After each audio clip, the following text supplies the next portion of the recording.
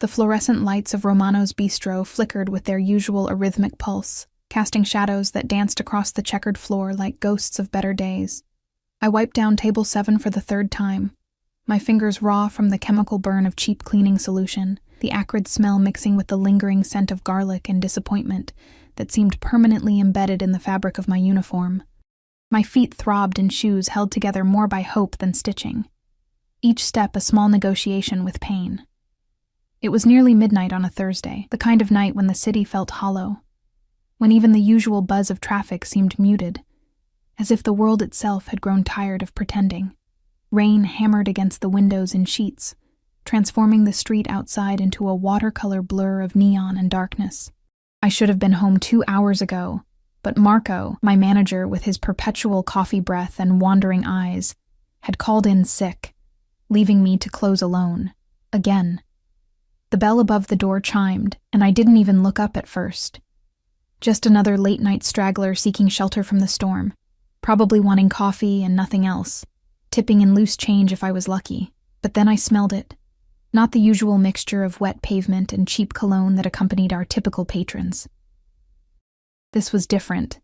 Expensive leather, something dark and woody like cedar mixed with smoke, and underneath it all, the unmistakable metallic tang of blood. My head snapped up. The man who stood in the doorway didn't belong in Romano's bistro. He didn't belong in this neighborhood at all.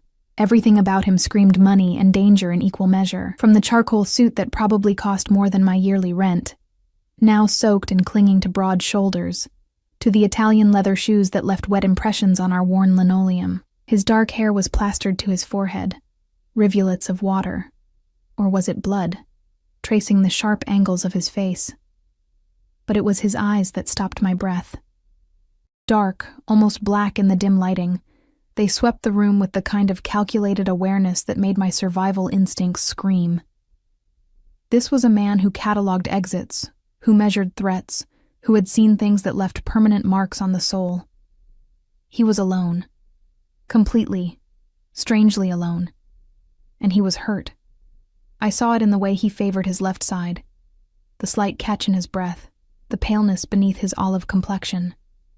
His right hand pressed against his ribs, and when he took a step forward, he stumbled. Just slightly. Just enough. "We're closed," I heard myself say, the words automatic, but my feet were already moving toward him. His gaze locked onto mine, and something electric passed between us. Recognition, though we'd never met. Assessment. A question I couldn't quite read. "Please." The word came out rough, barely above a whisper, but it carried weight. Authority, even in desperation. "I need—" He swayed, and instinct overrode every sensible thought screaming in my head. I lunged forward, catching him before he hit the ground, my small frame somehow bearing the weight of his considerable bulk as we crashed together against the nearest booth. Up close, he was overwhelming. All heat and hard muscle.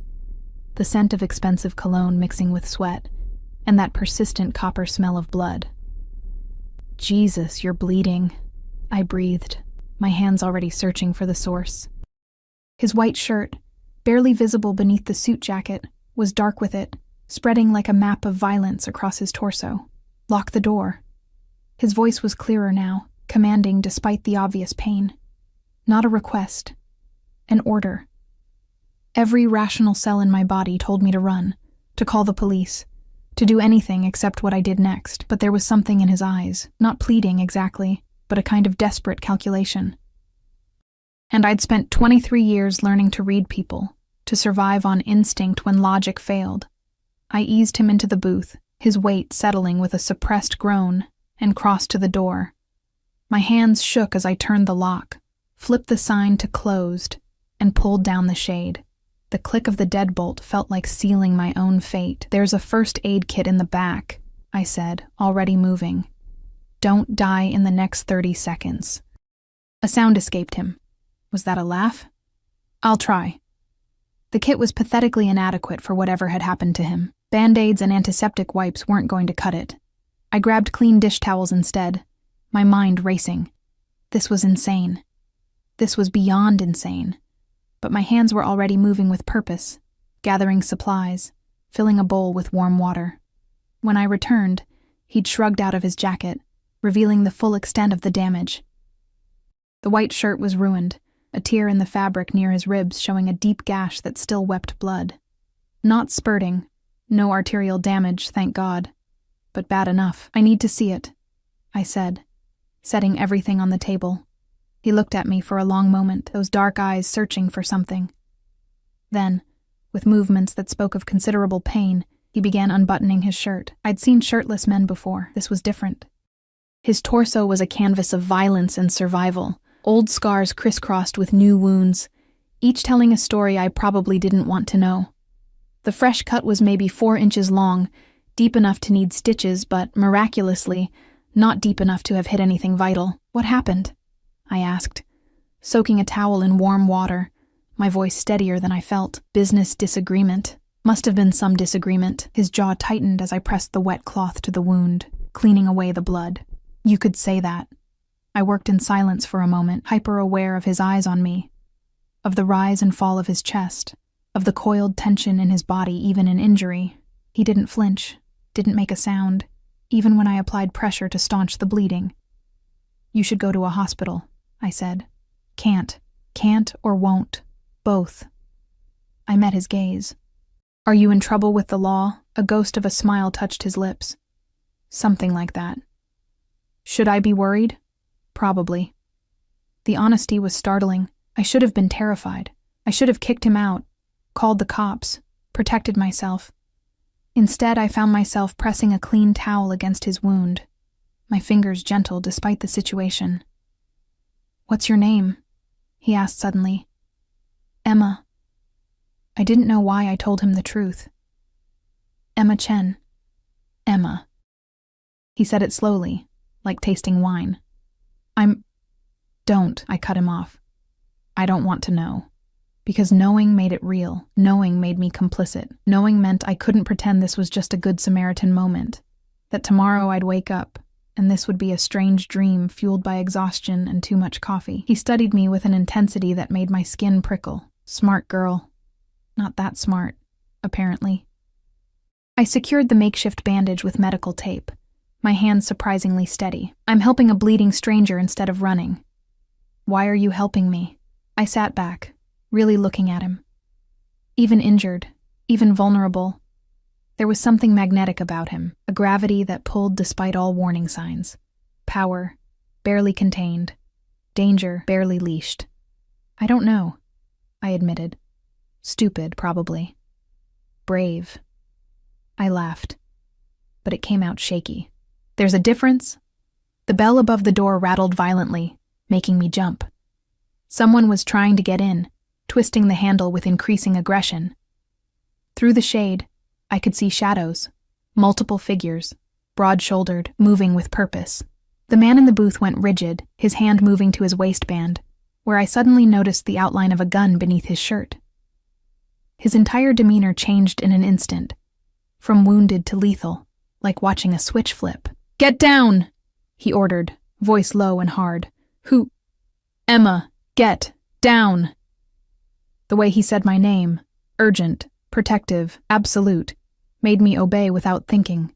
I slid from the booth, crouching low as my heart hammered against my ribs. More rattling at the door, then voices muffled but aggressive. We know you're in there, boss. Oh, God. This man I'd just bandaged, whose blood was still on my hands, looked down at me with something unreadable in his dark eyes. Not quite regret, not quite apology. Something heavier. I'm sorry, he said quietly. You shouldn't have locked that door. The window beside the door exploded inward with a crash of shattering glass, and I realized with crystalline clarity that my life had just changed forever, that whatever happened next, there was no going back to who I'd been 30 minutes ago. Just Emma Chen, invisible waitress in a forgotten bistro, trying to survive another shift. The man pulled the gun from his waistband with practiced ease, his eyes never leaving mine. Stay behind me, he commanded. And Emma? Yes? No matter what happens next, you defended me tonight. I don't forget that. The glass continued to rain down in glittering shards, catching the fluorescent light like falling stars. My mind couldn't process what was happening. The casual way he held that gun, the cold calculation in his eyes as he assessed angles and distances. The fact that men were breaking into Romano's bistro like it was some kind of action movie, and I was somehow trapped in the middle of it. "Boss, we're coming in." The voice from outside was familiar somehow, carrying an edge of desperation that made my skin crawl. "We can explain. Stay where you are, Dante." The man's voice had transformed completely, no longer rough with pain, but sharp with authority, each word a blade. "You have 3 seconds to tell me why I shouldn't put a bullet in you the moment you step through that door." I was still crouched beside the booth, my knees pressed against the cold linoleum, my breath coming in short, panicked gasps. This couldn't be real. Things like this didn't happen to people like me. I served pasta and cleared tables and went home to a studio apartment with a broken heater. I didn't get caught in the crossfire of, what, gang violence? Mafia business? The word boss kept echoing in my head. A figure appeared in the broken window frame, hands raised, silhouetted against the rain-soaked street. It was Marco's idea. He said, "He told us you'd ordered the hit yourself, that you wanted to consolidate, that Marco." The name came out like poison. The man, the boss, shifted slightly, and I saw his jaw clench, a muscle jumping beneath the stubbled skin. "My own cousin. We didn't know, boss. I swear on my mother's grave, we didn't know it was a setup until you'd already left me bleeding in an alley." His voice was terrifyingly calm now, the kind of calm that preceded hurricanes, "until you'd already driven away, until you'd already chosen Marco's lies over 10 years of loyalty." I watched, frozen, as 3 men climbed through the window one by one, glass crunching beneath their expensive shoes. They were all cut from the same cloth. Dark suits, harder eyes, the kind of build that came from gym memberships and violence in equal measure. But there was something desperate in their movements, in the way they kept their hands visible, in how they positioned themselves like supplicants before a king. "Mr. Salvatore, please." The one called Dante stepped forward, and I saw he was younger than the others, maybe late 20s, with a scar running through his left eyebrow. "We came back. As soon as we realized, we came back for you, Salvatore." The name struck me like a physical blow. Even I, invisible Emma Chen, who read romance novels on her breaks and dreamed of saving enough money to finish nursing school, even I had heard whispers of the Salvatore family. They owned half the city, controlled the docks, ran everything from high-end restaurants to God knew what else in the shadows. And I'd just bandaged the head of the family in a failing bistro at midnight. "You came back," Salvatore repeated, his tone suggesting he was testing the words for truth. How noble. "And where exactly did you think I'd be? Still bleeding in that alley where you left me?" "We checked there first, boss, and the safe houses. And..." Dante's eyes finally landed on me, still crouched beside the booth like a frightened rabbit. His expression shifted, confusion mixing with something sharper. "Who's she?" The change in Salvatore was instant. He moved. Despite his injury, despite the blood I could see seeping through my makeshift bandage, positioning himself between me and his men with a fluidity that spoke of years of combat training. The gun never wavered. "She," he said, his voice dropping to something dangerous, "is none of your concern. Boss, we need to get you medical attention. Real medical attention."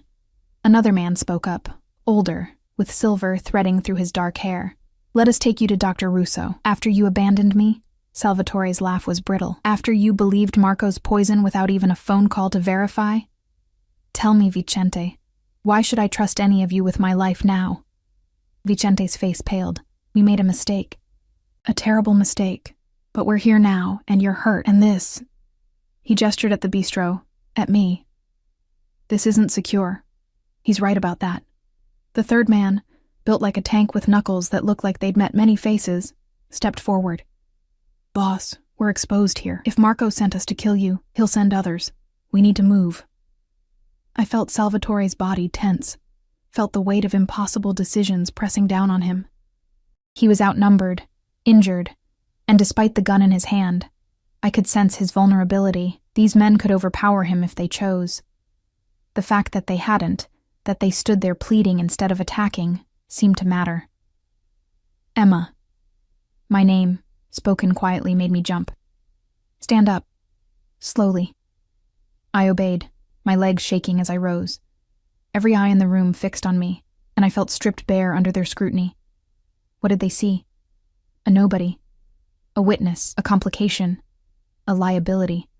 She stays out of this, Salvatore said, still not looking at me, but somehow communicating absolute protection in those 4 words. Whatever happens next, she walks away clean. Understood? Boss, Dante started. I said, understood? The temperature in the room dropped 20 degrees.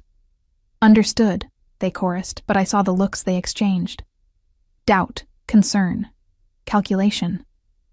Salvatore finally turned to me, and the transformation in his face was startling. The hardness softened just slightly, just enough to show the man beneath the armor. You need to go. Now. Walk out the back door. Go home. Forget this ever happened. You're still bleeding, I heard myself say, which was possibly the stupidest thing I could have focused on given the circumstances. That wound needs proper stitches, antibiotics, monitoring for infection. I'll survive. You might not. The words came out stronger than I felt. I've seen enough kitchen accidents to know that needs real medical care. If it gets infected... She's right, boss. Vicente again, his tone careful. Dr. Russo can be here in 20 minutes. Salvatore's eyes never left mine. Why do you care? It was a fair question. Why did I care? This man was clearly dangerous, clearly involved in things that should send me running. His own men had tried to kill him. He held a gun like it was an extension of his body. Everything about this situation screamed danger, but I'd seen something in that first moment when he'd stumbled through the door. Beneath the expensive suit and the obvious power, I'd seen someone vulnerable, someone betrayed, someone human, and I'd spent my whole life being invisible, being ignored, being the person people looked through rather than at. Maybe that's why I recognized the flash of genuine surprise when I'd chosen to help instead of hide. I don't know, I admitted. But I do. Something shifted in his expression. Surprise, maybe, or curiosity. He studied me like I was a puzzle he couldn't quite solve. This small Asian woman with calloused hands and a cheap uniform who'd somehow inserted herself into his world of violence and betrayal. Boss, we really need to go. The tank-like man moved toward the door. Every second we stay here, the sound of screeching tires cut him off. Through the broken window, I saw 2 black SUVs pull up, blocking both ends of the street. Car doors opened, and men emerged, more than before, armed with more than fists and desperation. Shit. Dante moved to the window, peering out. That's Marco's crew. He must have been watching us. Salvatore's entire body went rigid. I saw him calculating odds, assessing options, all while blood continued to seep through his shirt. The situation was impossible. He was injured, outnumbered, trapped in a bistro with a broken window and only one back exit. And I was standing in the middle of it all. The back, Vicente urged. We can get to the cars. They'll have covered it. Salvatore's voice was grim. Marco's not stupid. He'll have men in the alley. Then we fight. The tank cracked his knuckles. We're outgunned, Tony. Dante's voice carried an edge of panic. And the boss is hurt. We can't... The basement. The words left my mouth before I could stop them. All eyes turned to me. There's a basement.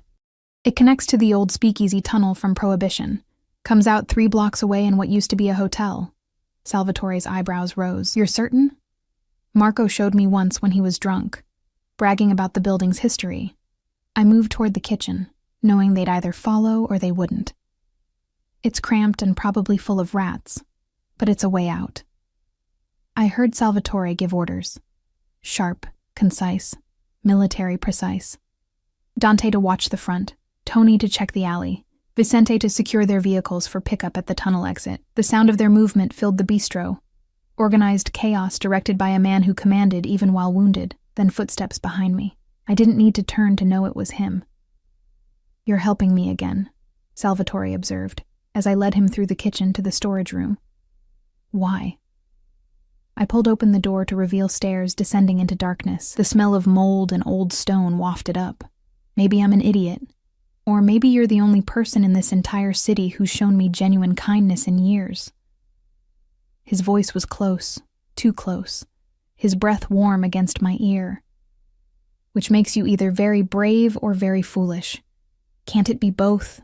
I felt rather than saw his smile. Yes, it can be both. The sound of gunfire erupted outside. Sharp cracks that made me flinch. Salvatore's hand found my arm, steadying me, and I felt the strength in his grip despite his injury. Emma. My name again. And this time it carried weight, significance, promise and threat intertwined. When this is over, I'm going to owe you a debt. Do you understand what that means? I understood enough to know my life had just become infinitely more complicated. The stairs beckoned, darkness and uncertainty waiting below. Behind us, more gunfire, shouting, the sound of windows shattering. Ahead, a tunnel that might lead to safety, or might lead somewhere worse. Salvatore was looking at me with those impossibly dark eyes, waiting for my answer, and I realized he was giving me one final chance to walk away. To claim ignorance, to let him and his men disappear into that basement alone, to go back to being invisible Emma who served pasta and dreamed small dreams. But I'd already locked the door, I'd already cleaned his wounds, I'd already defended him when I could have run. I understand, I whispered, and started down the stairs. His hand never left my arm as we descended into the darkness together, and I heard him murmur something in Italian. A prayer, maybe, or a curse. Behind us, Dante, Tony, and Vicente followed, their footsteps heavy on the old wood. The basement swallowed us whole, and somewhere in the distance, I heard Marco's men breaking through Romano's front door. The tunnel was worse than I remembered, narrower, damper, the walls slick with moisture that might have been condensation or might have been something far less pleasant. My phone's flashlight cut a weak beam through the oppressive darkness, illuminating rough stone walls and a floor littered with debris from decades of abandonment. The air was thick, stale, tasting of earth and decay.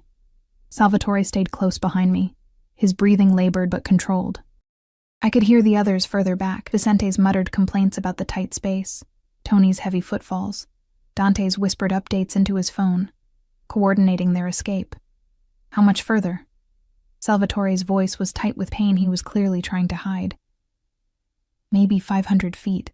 I ducked under a low-hanging pipe, feeling cobwebs catch in my hair. The exit is in the old hotel's basement.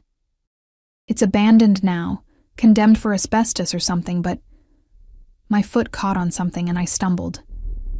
Salvatore's hand shot out, catching me around the waist, pulling me back against his chest.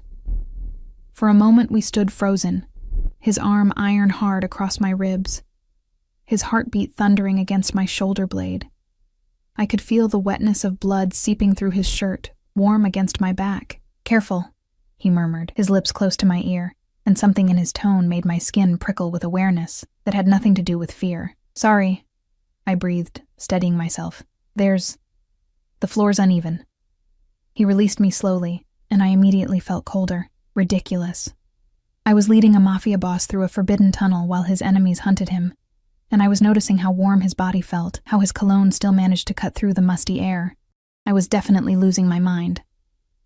We moved forward in tense silence, the sounds of pursuit distant but persistent, voices echoing through the basement we'd left behind, flashlight beams sweeping. They'd found the tunnel entrance. It was only a matter of time. Faster, Vicente urged from behind. They're coming. The tunnel began to slope upward, and I knew we were getting close. My calves burned with the incline, my uniform soaked with sweat, and God knew what else from brushing against the walls. Salvatore's breathing had become ragged, each intake sharp with pain. Boss needs to stop, Tony said suddenly. He's bleeding worse. I'm fine, Salvatore bit out, but when I glanced back, even in the weak light, I could see fresh blood darkening his shirt, my makeshift bandage completely saturated. You're not fine. I stopped, forcing the whole procession to halt. You need pressure on that wound or you'll bleed out before we even get to safety. We don't have time. Make time. I turned to face him fully, and even in the darkness I could see the pallor of his skin, the slight tremor in his hands. Sit.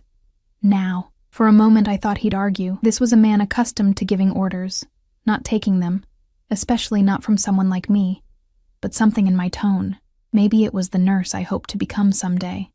The caretaker instinct that had been buried under years of just surviving, made him comply. He sank against the tunnel wall with a suppressed groan, and I knelt beside him, my hands already working. The bandage was ruined, the wound weeping steadily. I needed something clean, something... I didn't hesitate. My uniform shirt came off before I could overthink it, leaving me in just my thin undershirt, the cold air raising goosebumps on my arms. I heard one of the men shift uncomfortably, but Salvatore's eyes stayed locked on my face as I folded the shirt into a thick pad. "This is going to hurt," I warned. "It already hurts." I pressed the fabric against his wound, hard, and felt his entire body go rigid. A sound escaped him. Low, guttural, quickly bitten back. His hand found my wrist, gripping tight enough to bruise, but I didn't let up on the pressure. "Breathe," I instructed, holding firm despite his grip. "Count to 10. 1, he gritted out. 2, 3. "Emma, they're coming." The voices in the tunnel were closer now, echoing off stone. Flashlight beams danced in the distance. We had maybe 2 minutes, probably less. "Vicente, take point," Salvatore ordered, even while I held pressure on his wound. "Tony, cover our rear. Dante, get the cars ready at the exit." They moved without question, Dante jogging ahead while the other two took defensive positions. I heard the distinctive sound of guns being chambered, and the reality of the situation crashed over me again. This was real. People might die in this tunnel. I might die in this tunnel. "Emma." Salvatore's voice pulled my attention back. His free hand came up to cup my face, thumb brushing my cheek. "When we get out of here, you run. You understand? You run, and you don't look back. You need medical attention. I'll get it. But you disappear. Change your name, leave the city, whatever it takes." His eyes were intense, burning with something I couldn't quite name. "Forget you ever met me." "Why?" The word came out as barely a whisper. "Because I won't be the reason you get hurt." His thumb traced my jawline, the gesture surprisingly gentle from a man who'd held a gun minutes earlier. "Because you defended me when you had no reason to, and that means something. It means I protect you now, even if it's from myself." Shouts erupted from deeper in the tunnel. Marco's men had spotted Vicente. The sharp crack of gunfire made me flinch, the sound deafening in the enclosed space. "We need to move," Vicente called out, already firing back. Salvatore was on his feet instantly, pulling me up with him, the moment of vulnerability gone as the armor snapped back into place.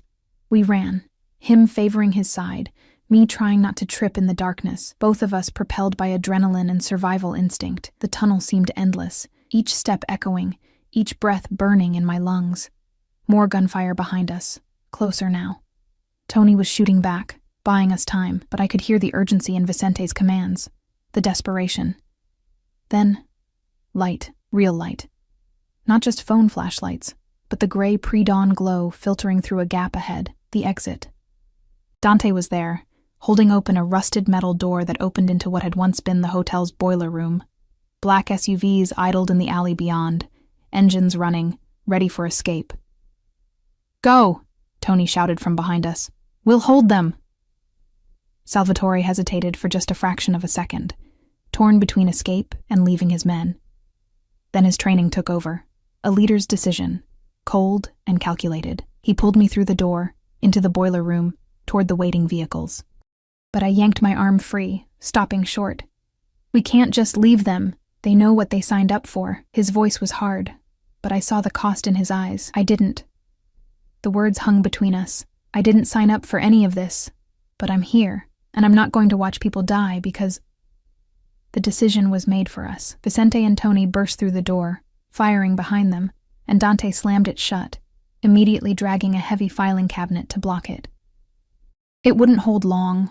Already I could hear bodies hitting the other side, voices shouting, the metallic scrape of the handle turning. "Move!"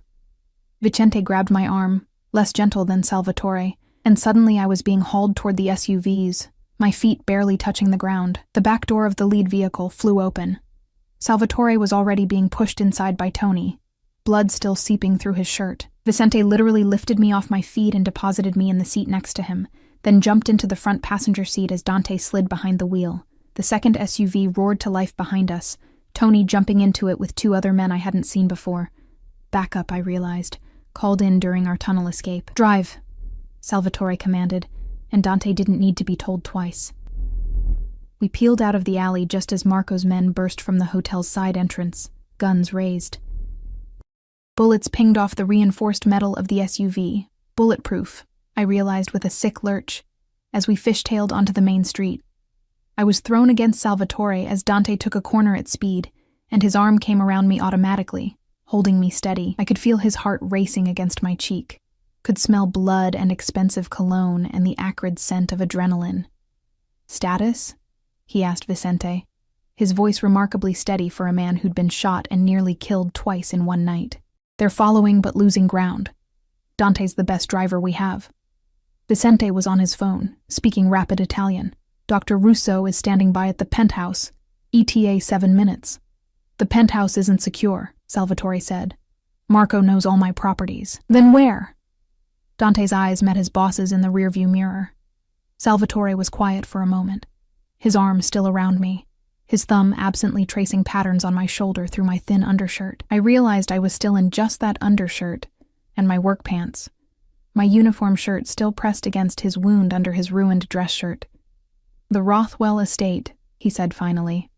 "The one I won in the poker game from Senator Rothwell. Marco doesn't know about it. I haven't told anyone. That's because it's 2 hours outside the city," Vicente protested. "Boss, you need medical attention now." "Then Dr. Russo meets us there." The tone brooked no argument. "Make the call."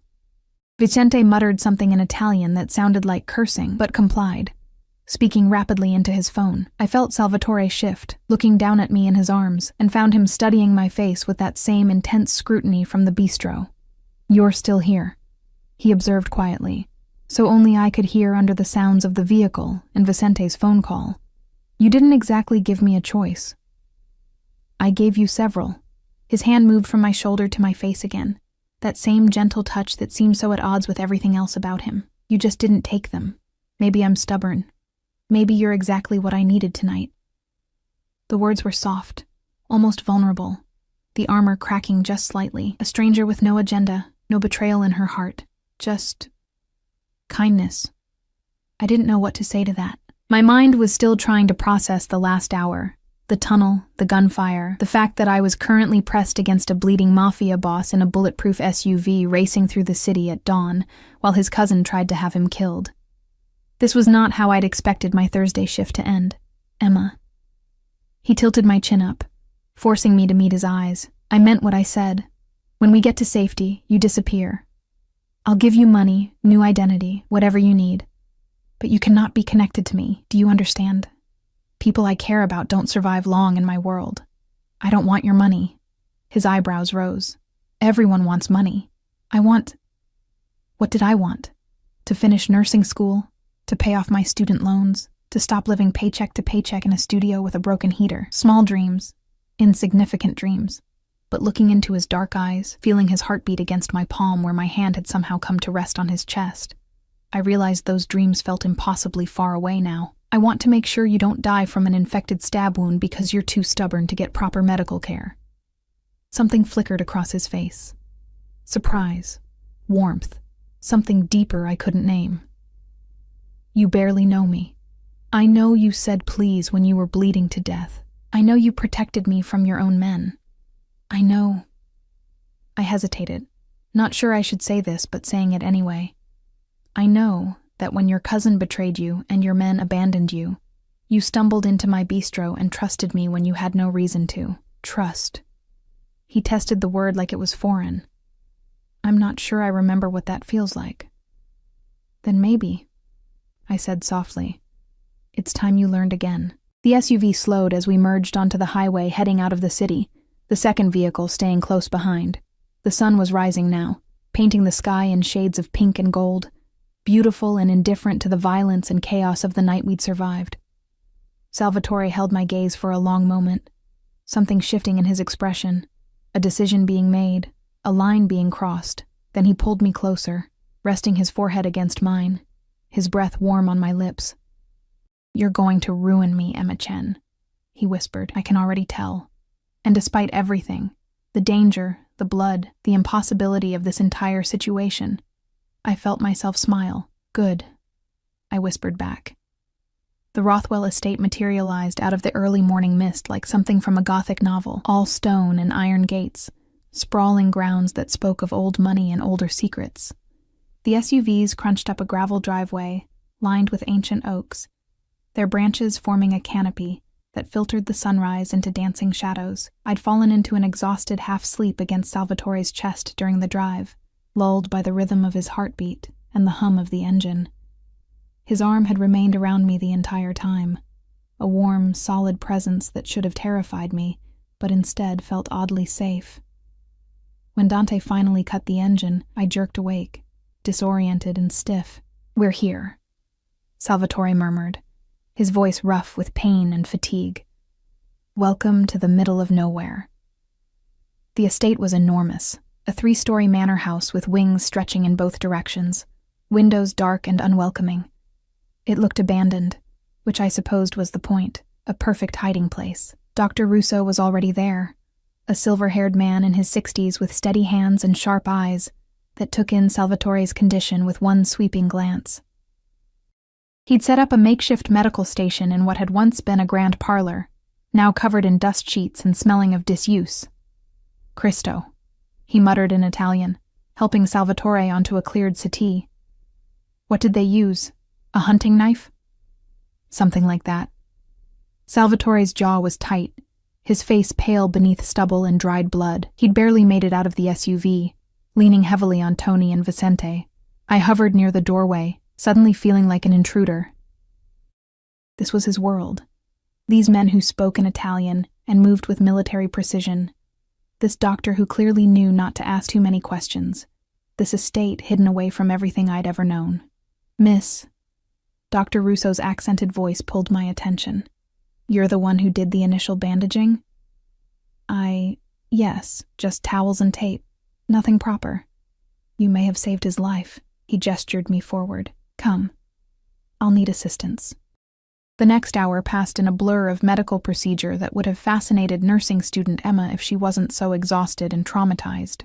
Dr. Russo worked efficiently, cleaning the wound properly, stitching it closed with neat, practiced movements while Salvatore stared at the ceiling with jaw clenched, refusing pain medication beyond a local anesthetic.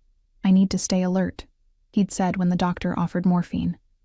"Until I know Marco's next move." I held instruments when Dr. Russo needed them, applied pressure where he directed, tried not to think about how intimate this was.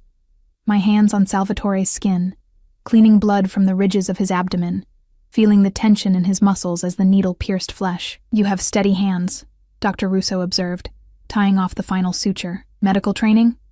"Some. Pre-nursing courses." I didn't mention that I'd had to drop out when the tuition became impossible, when working double shifts at Romano's barely covered rent. "Waste." He began bandaging the wound properly, layers of gauze and medical tape. "You should finish. Should do a lot of things," I murmured, too tired to filter.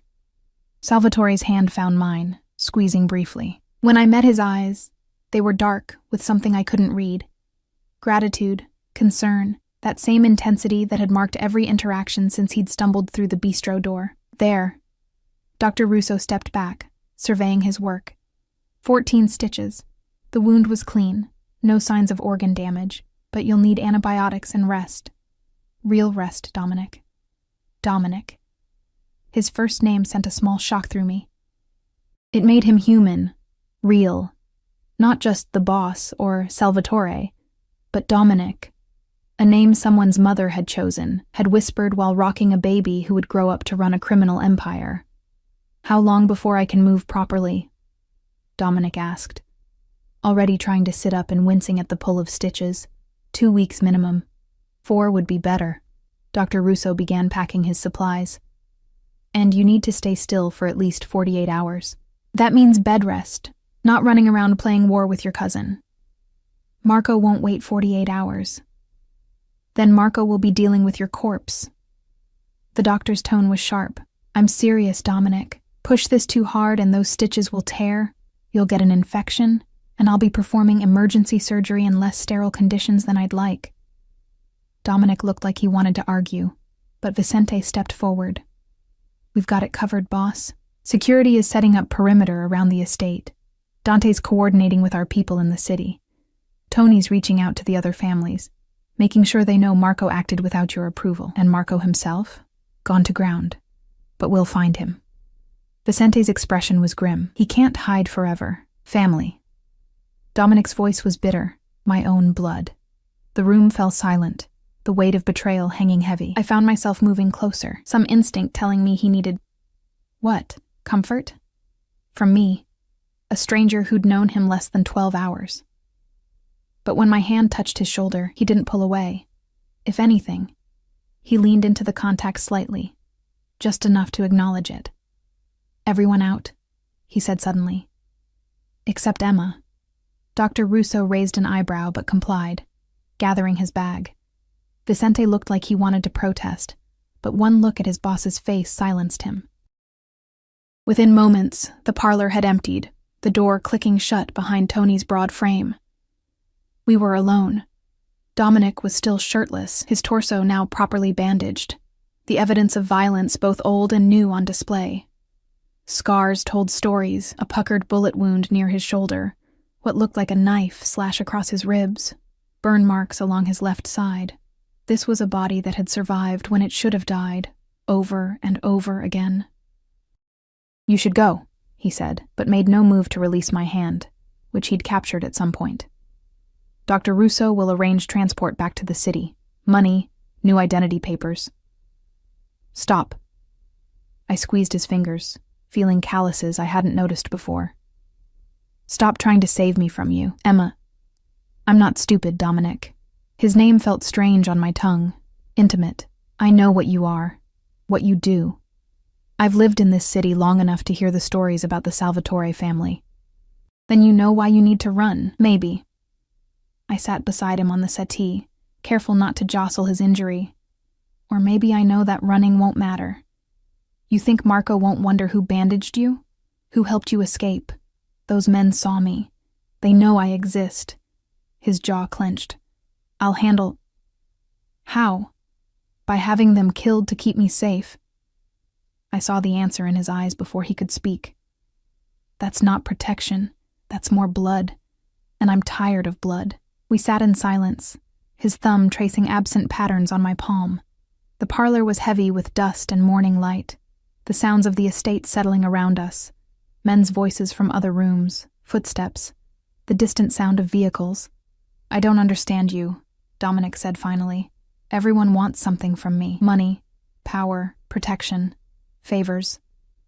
But you just want to make sure I don't die from an infection. Is that so hard to believe? In my world? Yes. He turned to face me fully, wincing at the movement. People like me don't get kindness without price tags. Then maybe you've been around the wrong people. A sound escaped him, half laugh, half something darker. You have no idea how wrong they've been. His free hand came up to my face again. That gesture that was becoming familiar. His palm warm against my cheek. I should have pulled away. This was insane.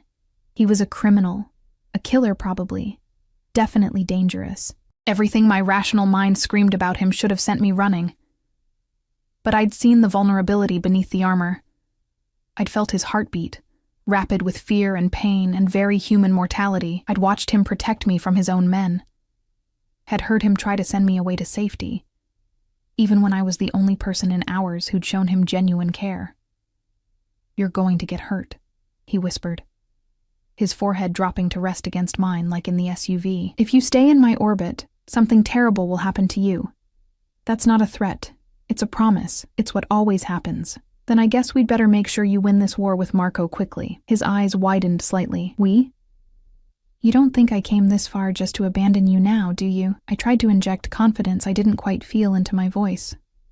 Besides, you still need someone to make sure you actually rest like the doctor ordered. Emma Chen, are you appointing yourself my nurse? Someone has to. You're clearly terrible at taking care of yourself. This time his laugh was genuine, warm, and I felt it vibrate through his chest, where we were still pressed together. You are either the bravest woman I've ever met, or the most foolish. I've been told it can be both. His hand slid from my face to the back of my neck, fingers tangling in my hair that had come loose from its ponytail hours ago. The gesture was possessive, claiming, and something in my lower belly tightened in response. If you stay, he said, his voice dropping to something rough and intimate, you stay on my terms. You do what I say when it comes to security. You don't leave the estate without guards. You don't contact anyone from your old life. Dominic, I mean it, Emma. Marco won't hesitate to use you against me if he finds out you matter. His grip tightened slightly, emphasizing his words, and you do matter. You shouldn't, but you do. The confession hung between us, raw and honest. I could feel the warmth of his breath, see the flecks of gold in his dark eyes, smell the lingering scent of his cologne beneath antiseptic and blood. Okay, I whispered. Your terms. Something fierce flashed across his face. Triumph, possession, relief. Then he was kissing me, his lips claiming mine with an intensity that stole my breath. It wasn't gentle. It was desperate and claiming, and tasted like violence and salvation in equal measure. I kissed him back without thinking, my hands finding his shoulders, careful to avoid his injury but pulling him closer anyway. He groaned against my mouth, whether from pain or desire I couldn't tell, and deepened the kiss until I was dizzy with it. When we finally broke apart, both breathing hard, his eyes were nearly black with want. You're injured, I managed to say, trying to inject sanity into the moment. You should rest. I should. His thumb traced my swollen lower lip. But I've been dying since I walked into your bistro, Emma. Dying from blood loss, from betrayal, from years of living in darkness. And you're the first light I've seen in so long I'd forgotten what it looked like. That's the blood loss talking. No. He kissed me again. Softer this time. That's the truth talking. Maybe the only truth I've told in years. A knock at the door interrupted us. Vicente's voice, carefully neutral. Boss, we have updates on Marco's location. The armor snapped back into place instantly. Dominic's expression hardened, the vulnerability disappearing behind the mask of the man who commanded empires and survived assassination attempts. Come in. Vicente entered, carefully not looking at how close Dominic and I were sitting, at my disheveled state or his boss's obvious interest. Professional to the core. Marco's holed up in the warehouse district. He's reached out to the Marchetti family trying to form an alliance, claiming you've gone soft, that you're losing control. Dominic's laugh was cold, soft. Because I don't tolerate traitors? He's saying you've been distracted, weak, that the family needs new leadership. Vicente paused. He's calling for a meeting of the commission. Wants to formally challenge your position. The commission. Even I knew what that meant. The ruling council of the 5 families that controlled organized crime in the city. A formal challenge there could mean all-out war. When? Dominic's voice was deadly calm. 3 days. Neutral ground. The old Moretti estate. He's giving me time to either recover or bleed out. Dominic's jaw clenched. Classic Marco. Always playing the odds. We can refuse the meeting. Claim you're dealing with the aftermath of his betrayal. No. Dominic stood, moving stiffly but with determination. We go. We face him in front of the commission, and we end this. Boss, you're barely stitched up. In 3 days you'll still be... I'll be there. The tone brooked no argument. Start preparations. I want full security detail, every ally we have making appearances. And I want dirt on every member of the commission. Leverage, insurance, whatever we can find. Vicente nodded, already moving toward the door. He paused, glancing at me with an expression I couldn't quite read. And her? Dominic's hand found the small of my back, the gesture both protective and possessive. She stays with me. 24-hour protection detail. No one gets close to her without going through me first. Understood. When Vicente left, I turned to Dominic, ready to protest being discussed like property, but the look in his eyes stopped me. Not arrogance. Fear. 3 days isn't enough time to heal, I said quietly. It's the time I have. Then we'll make it work. I took his hand, lacing our fingers together. But right now you're going to lie down, take the pain medication Dr. Russo left, and sleep. Because you're no good to anyone if you collapse from exhaustion. He looked at me for a long moment, and I saw the internal struggle, the man who never showed weakness warring with the man who was swaying on his feet, held upright by sheer will and adrenaline that was rapidly fading. "Will you stay?" he asked, and the vulnerability in those 3 words nearly broke me. "While I sleep?" "Yes." "Promise me." I stood on my toes, pressing a kiss to his jaw. "I promise." He let me lead him from the parlor, through dusty hallways to a bedroom that had been hastily prepared. Fresh sheets on a massive 4-poster bed, windows overlooking the estate's grounds. I helped him lie down, careful of his stitches, and watched as he finally let go of the control that had kept him moving. Within minutes, he was asleep, his breathing deep and even, one hand still holding mine like an anchor. I settled into a chair beside the bed, exhausted but unable to sleep myself. Through the window, I could see Dominic's men patrolling the grounds, weapons visible, always vigilant. This was my life now, at least for the next 3 days. After that, we faced the commission, and Marco, and whatever came next. But for now, I kept my promise. I stayed. The 3 days before the commission meeting passed in a strange, suspended reality. The Rothwell estate became both sanctuary and prison, safe from Marco's reach but suffocating in its isolation. I watched Dominic heal with the kind of restless energy that made Dr. Russo threaten to sedate him, saw him pace the parlor despite his stitches pulling, heard him on phone calls late into the night, coordinating moves in a chess game I only half understood.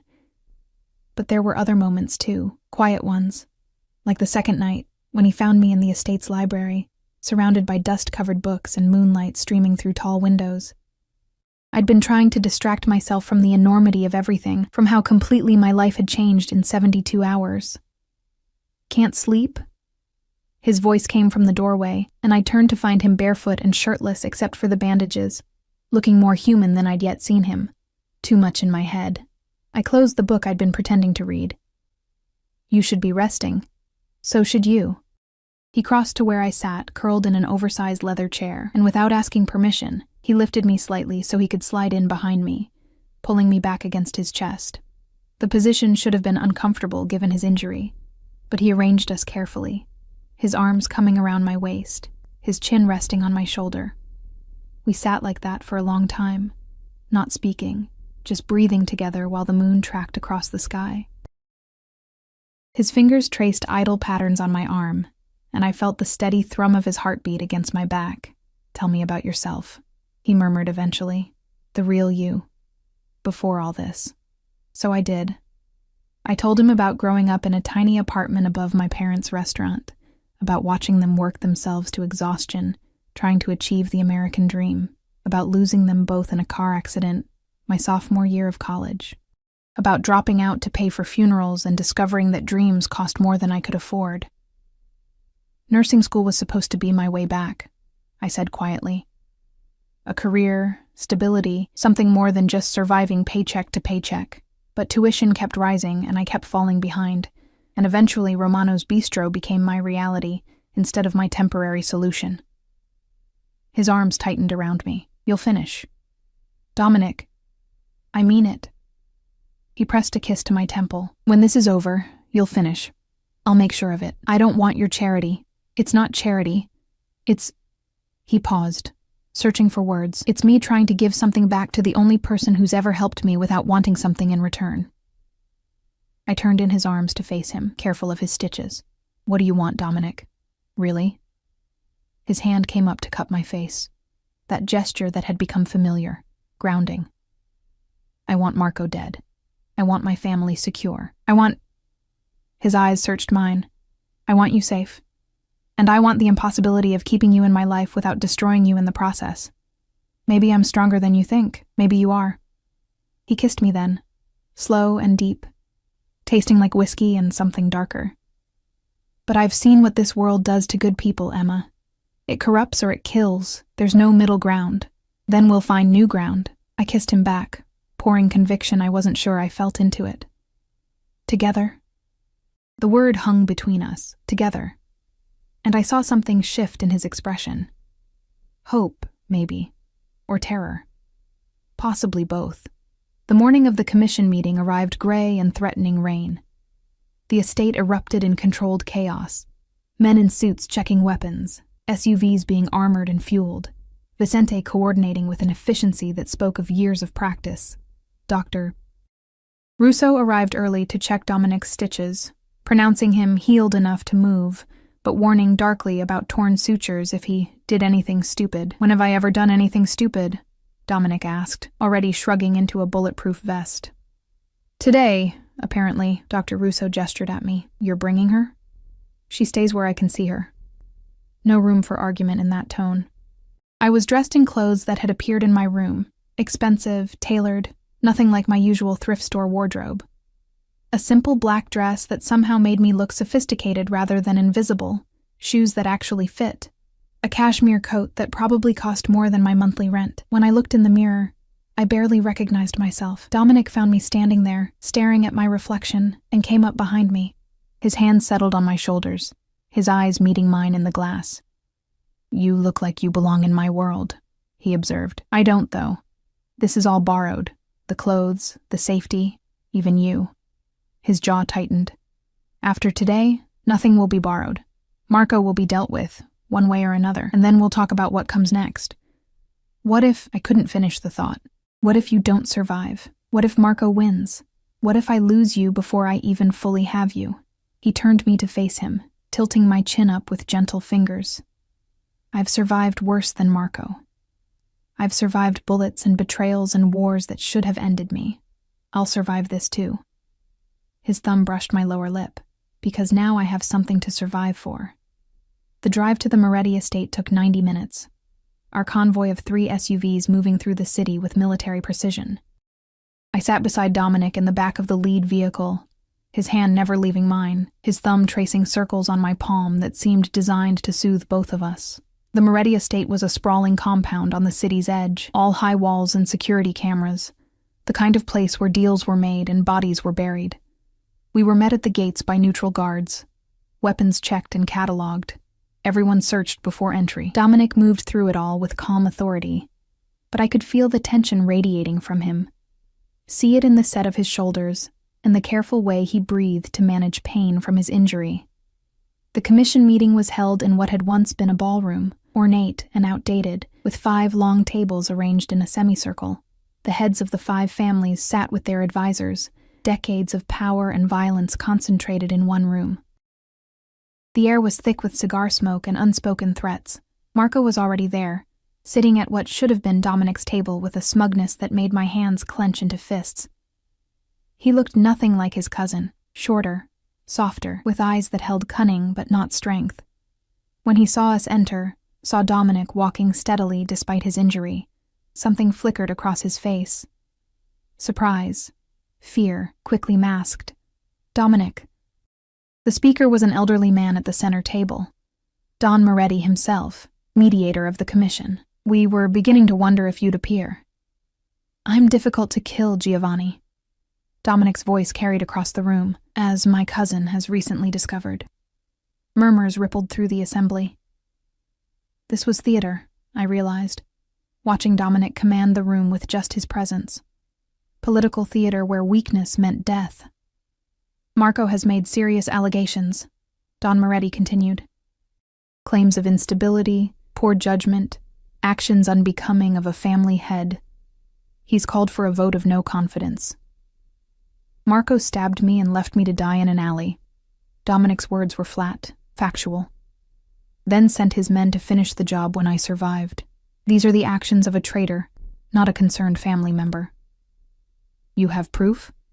This from Don Marchetti, the man Marco had apparently allied with. Vicente stepped forward, placing a tablet on the center table. "Security footage from 6 different cameras showing Marco's men dumping Dominic in that alley, phone records showing Marco coordinating the attack, bank records showing payments to the men who abandoned their boss." He paused. "And testimony from those men themselves, who were quite eager to avoid murder charges." Marco's face paled. "They're lying.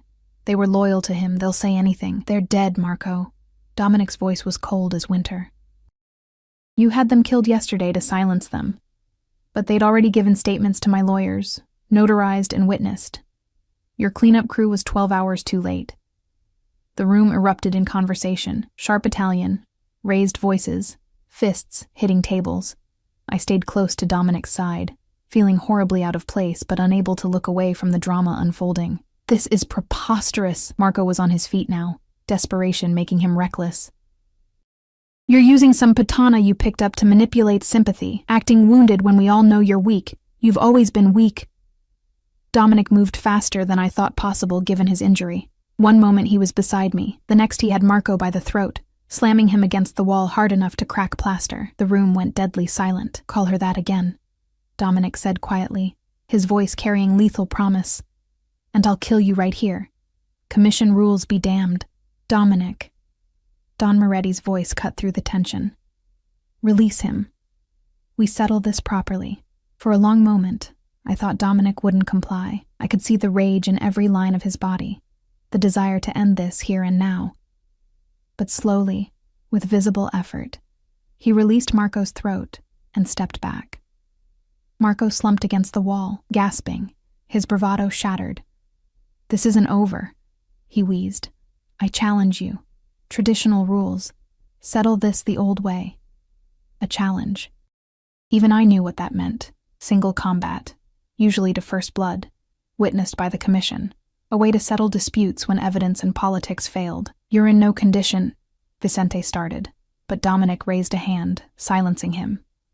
I accept. Boss, your stitches. I accept, Dominic repeated, his eyes never leaving Marco's. Here and now. Let's end this. The ballroom was cleared, furniture pushed back to create an open space. Traditional rules meant no guns, only blades, only skill, only the kind of violence that had settled disputes for generations. Someone produced knives, balanced and deadly, and placed them on a table between the two combatants. I wanted to protest, to stop this insanity, but Vicente's hand on my arm held me back. This is his world, he murmured. His rules. We have to trust him. They faced each other in the center of the room, the commission watching from the perimeter. Dominic moved carefully, testing his range of motion, and I saw him wince as stitches pulled. He was injured, weakened, and Marco knew it. The fight was brutal and brief. Marco lunged first, all desperation and no technique. Dominic sidestepped, his movements economical despite the pain I knew he must be feeling. Steel flashed in the ballroom's chandelier light. Once, twice, a dance of violence that left my heart in my throat. Dominic was toying with him, I realized with sick certainty. Drawing it out, making a point. When he finally struck, it was with surgical precision, a cut across Marco's forearm that sent his knife clattering to the floor, followed by a sweep of legs that put his cousin on his back. Dominic's blade found Marco's throat, pressing just hard enough to draw blood. First blood, Don Moretti intoned. Dominic Salvatore wins. The challenge is satisfied. But Dominic didn't move. He stared down at his cousin, at the man who'd betrayed him, tried to kill him, challenged everything he'd built. I saw the calculation in his eyes. How easy it would be to press just a little harder. To end this permanently. Dominic. I didn't realize I'd spoken until his eyes found mine across the room. Don't. Something in my voice, my face, my plea reached him through the rage.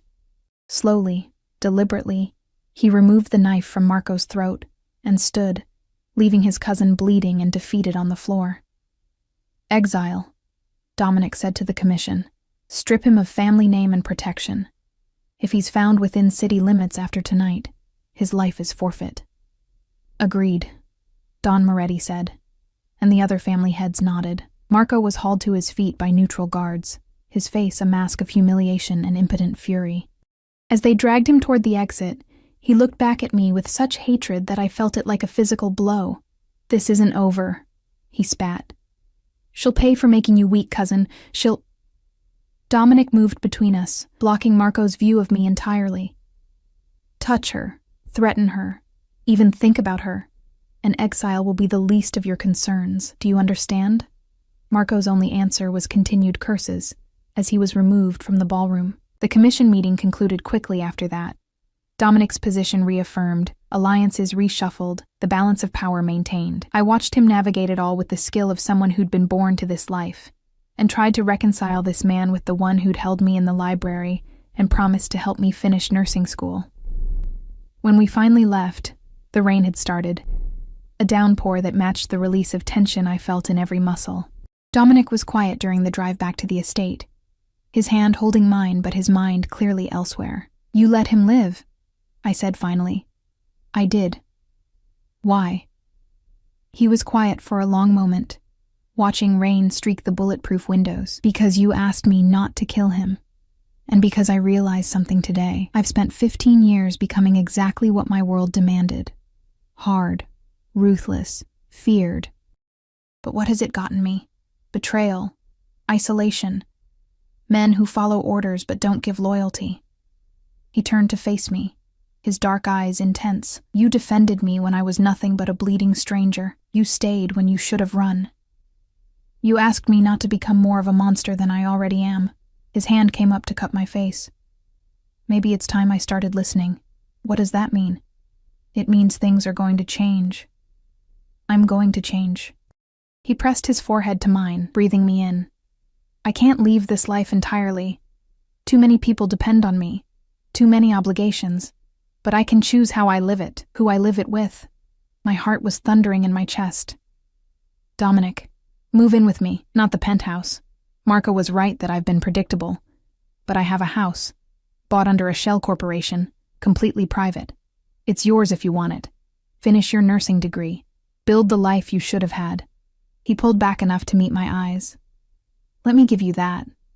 Not as payment, not as debt. Because I want to see who you become when you're not just surviving. And what do you get out of it?"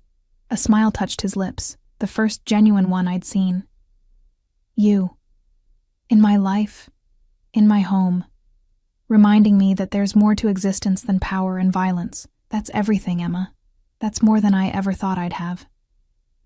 I kissed him then, there in the back of the SUV with rain hammering the roof and his men discreetly pretending not to notice. Kissed him with all the fear and relief and impossible hope that had built up over 3 insane days. When we broke apart, I was breathless and shaking. Okay, I'll move in. Okay, I'll finish school. Okay, too. I gestured vaguely at everything. All of this insanity. His laugh was warm, genuine, the sound of a man who'd been given an unexpected gift. "You're going to ruin me, Emma Chen. I know." I settled against his chest, feeling his heartbeat steady and strong beneath my palm. "But you're going to let me anyway." "Yes," he murmured against my hair. "I am." 6 months later, I stood in the kitchen of the house Dominic had given me, airy and modern, with windows overlooking a private garden, making coffee before my early class. Clinical rotation started next week, the final step before graduation. My nursing degree, once an impossible dream, was finally within reach. Dominic emerged from the bedroom, dressed for whatever business required his attention today, and wrapped his arms around me from behind. The scar from Marco's knife had healed to a thin white line, barely visible. We'd heard nothing from his cousin since the exile.